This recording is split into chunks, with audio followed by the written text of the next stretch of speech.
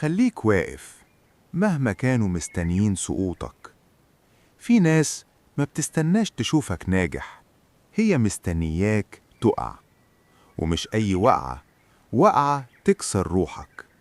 خليك فاهم حاجة مهمة، مش كل اللي حواليك مستني لك الخير. في ناس قوتها الوحيدة إنها تشوفك ضعيف، تشوفك ساكت، وشك مكسور، وعينيك مطفية. ساعتها بس يحسوا إنهم كسبانين.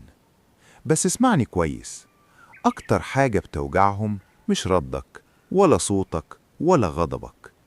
أكتر حاجة بتكسرهم إنك تفضل واقف، واقف وإنت تعبان، واقف وإنت موجوع، واقف وإنت لسه بتتعلم تقوم. القوة مش إنك ما تقعش، القوة إنك تقع وترجع أقوى.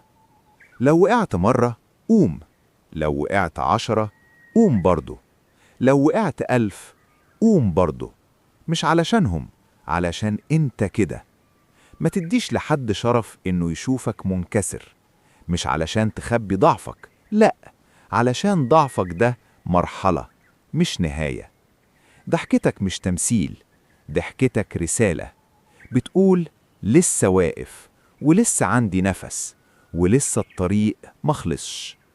من غير ما تأذي حد، ومن غير ما ترفع صوتك، خليك ثابت، خليك تقيل، وخليك دايما الشخص اللي سقوطه ما طولش.